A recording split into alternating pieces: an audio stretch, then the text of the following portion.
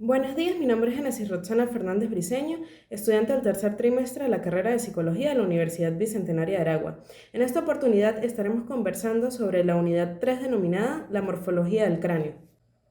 En primer lugar, vamos a hablar un poco sobre el sistema nervioso, entendiendo que este se encuentra formado por el cerebro y neuronas que se van a extender por todo el cuerpo y que a su vez se va a subdividir en sistema nervioso central y sistema nervioso periférico, ambas con funciones propias. El sistema nervioso central lo podemos definir como la parte del sistema nervioso que incluye el cerebro y la médula, que se los explicaré más adelante a detalle. Y por otro lado tenemos el sistema nervioso periférico que está formado por axones largos y dendritas que van a contener todas las partes del sistema nervioso, además del cerebro y de la médula.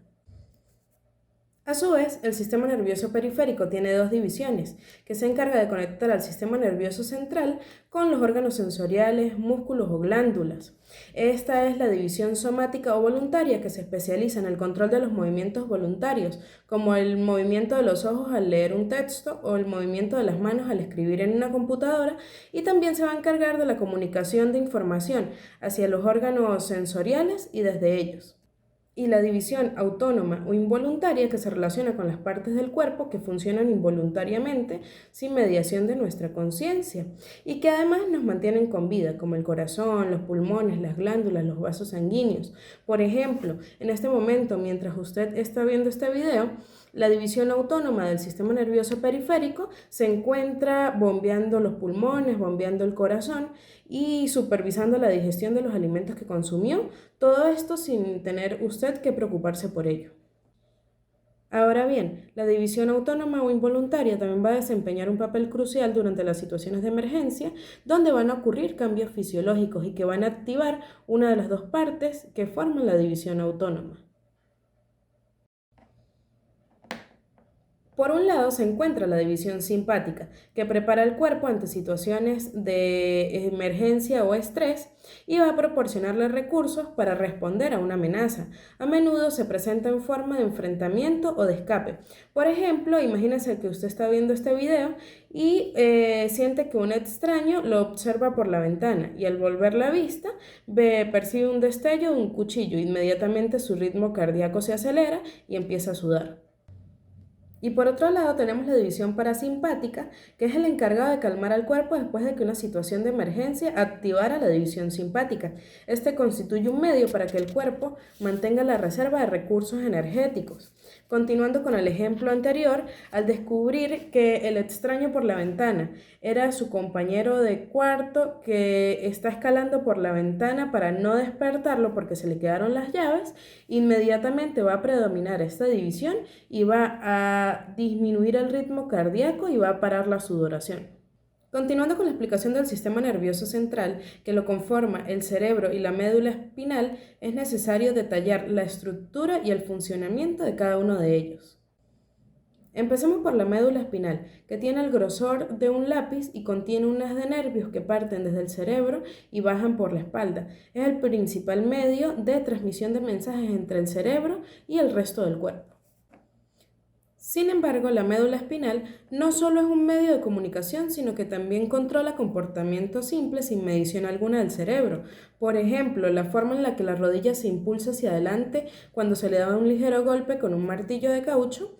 Estos comportamientos son los llamados reflejos, que se pueden definir como las respuestas automáticas o involuntarias a los estímulos entrantes. En estos reflejos actúan tres tipos de neuronas: las neuronas sensoriales o aferentes, que son las que transmiten información del perímetro del cuerpo al sistema nervioso; las neuronas motrices o eferentes, que se encargan de transmitir información del sistema nervioso a los músculos o a las glándulas del cuerpo; y por último, las interneuronas, que se conectan las neuronas sensoriales y motrices y transmiten mensajes entre ellas.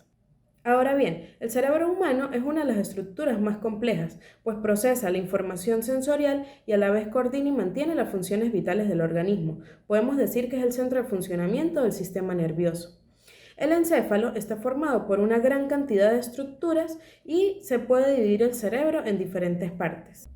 El cerebelo, que se halla por encima de la médula y detrás del puente. Sin este seríamos incapaces de caminar en línea recta, pues es la parte del cerebro que se encarga del equilibrio corporal.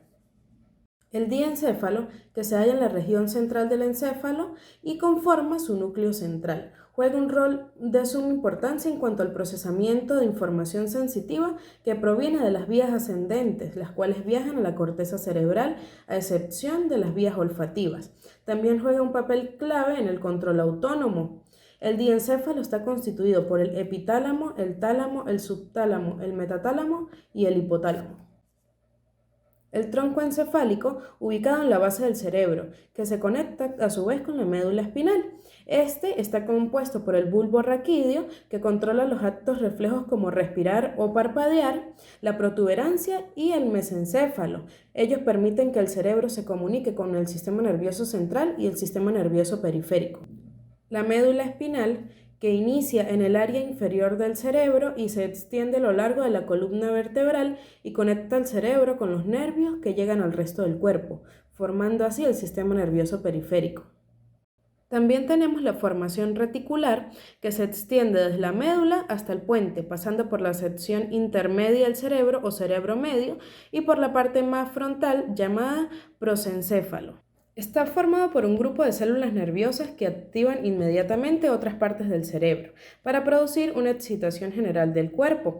Por ejemplo, si nos sobresaltamos con algún ruido fuerte, la formación reticular activa el estado de conciencia agudo que determina si es necesario o no una respuesta.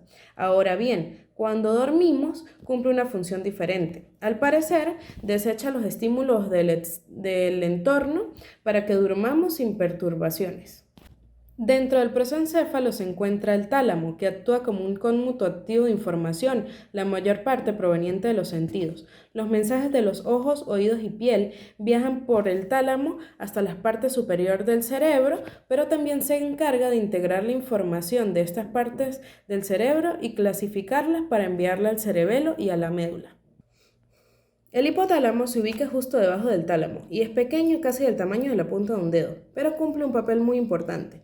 Una de sus principales funciones es mantener un ambiente interno estable para el cuerpo. El hipotálamo contribuye a una temperatura corporal estable y constante y supervisa la cantidad de nutrientes que se almacenan en las células. Una segunda función es que produce y regula el comportamiento crucial para la supervivencia básica de las especies, como la alimentación, la autoprotección y la actividad sexual.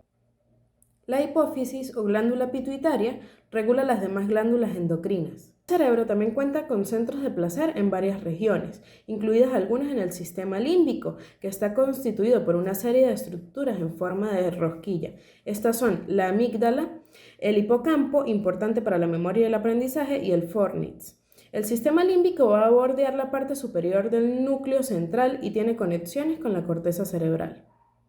Podemos definir la corteza cerebral como el responsable del procesamiento de información más complejo del cerebro y contiene los lóbulos frontal, parietal, temporal y occipital. Es importante mencionar que el cerebro se divide en dos mitades más o menos iguales, denominadas hemisferios, que van a controlar el lado opuesto del que se encuentran ubicadas, y es el cuerpo calloso considerado como un puente de fibras que transmite información entre los dos hemisferios cerebrales. Este es un pequeño resumen de la unidad 3 denominada la morfología del cráneo. Muchas gracias.